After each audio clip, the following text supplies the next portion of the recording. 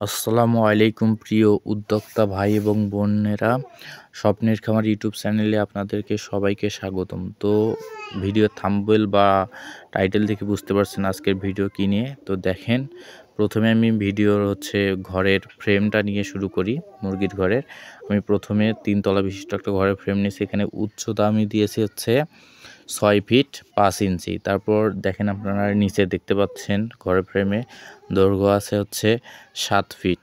তো এখানে 3 তলা দেখতেই পাচ্ছেন আপনারা। তো আমার এই ফ্রেম অনুযায়ী ঘরটা বানাবেন, আমার ঘরের মতো হবে।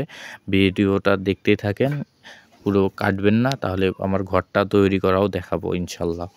তো দেখেন, তারপর এখানে যে আমি প্রস্থ বা প্রশস্তটা দিছি, প্রত্যেক তলার বা একটা গ্যাপ আছে, প্রশস্তটা 3 ফিট করে দিছি।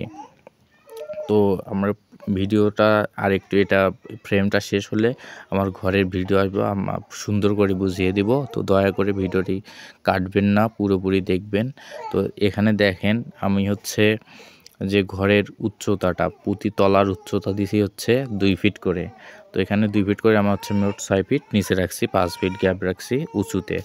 তো দেখেন, এখানে আপনারা মুরগির বাচ্চা, তারপর বড় মুরগি, কোয়েল পাখি লালন পালন করতে পারবেন। আমি ফ্রেমটা দেখাচ্ছি যে দেখেন, উপরের তলায় মুরগির বাচ্চা ব্রুডিং করতে পারবেন, কোয়েল পাখির বাচ্চা ব্রুডিং করতে পারবেন এবং লালন পালন করতে পারবেন। আপনারা চাইলে দ্বিতীয় তলায় বড় হাঁস মুরগি এবং তৃতীয় তলায় বড় হাঁস মুরগি রাখতে পারেন।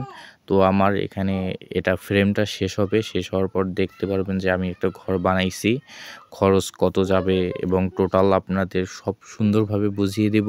তো ভিডিওটি আপনারা দয়া করে স্কিপ করবেন না। দেখেন, আমার এখানে মোট হিসাব আছে যে এখানে কাঠ ফাড়াই সহ 650 টাকা, বাঁশ 700 টাকা, প্লাস্টিকের নেট কিনছি 1500 টাকা, তার কাটা 150 টাকা, যে সব মিলিয়ে আমার 3000 টাকার মতো খরচ গেছে। তো আমি এখানে নর্মাল কেট ইউজ করছি এই জন্য। তো এবার আপনারা দেখেন যে আমার ঘরটা দেখেন, এরকম আমি একটা ঘর উঠাইছি। তো এই ঘরটায় আমার সর্বমোট 3000, 3000 টাকায় গেছে। 3000 একটু বেশি হতে পারে, কম বেশি। তার মধ্যে আমি টিনটা কিনে নেই। তো এখানে আমার কাঠটাও নর্মাল ইউজ করছি, এই জন্য হয়তো 3000-এর মধ্যে হয়ে গেছে।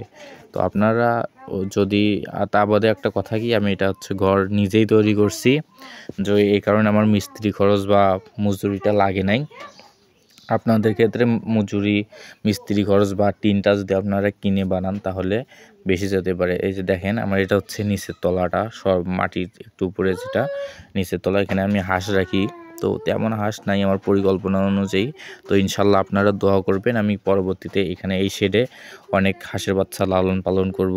তারপর এখানে দ্বিতীয় তলাটা নিচ থেকে উপরে যেটা মাঝখানে থাকে, ওটাতে আমি কিছু মুরগি লালন পালন করছিলাম। আপনারা আমার যারা ভিডিও দেখছেন তারা বুঝতে পারছেন। তো এইখানে মুরগিগুলো ছিল, যে যাই হোক, মুরগিগুলো বেচে দিয়ে তো আমি ছাগল কিনছি, বলছি আপনাদেরকে। তো দেখেন, এখানে মুরগি ছিল। আর এখানে তারপর দেখাবো আমি উপরের তলাটা। তো এখানে আপনারা উপরের তলাটায় মুরগির বাচ্চা ব্রুডিং করতে পারেন।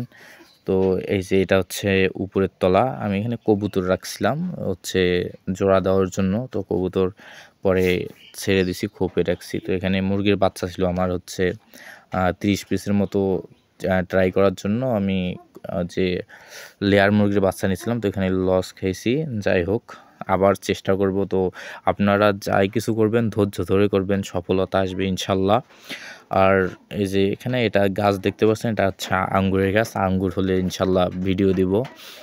তো আপনারা যারা আমার চ্যানেলটি এখনও সাবস্ক্রাইব করেননি, দয়া করে সাবস্ক্রাইব করবেন। কোনো কিছু জানার থাকলে কমেন্ট করবেন। তো আপনার একটা সাবস্ক্রাইবের মাধ্যমে আমি উৎসাহিত হই ভিডিও বানাইতে, যে এত কষ্ট করে ভিডিও বানাই ভাই, একটা সাবস্ক্রাইব করবেন প্লিজ প্লিজ প্লিজ। আসসালামু আলাইকুম।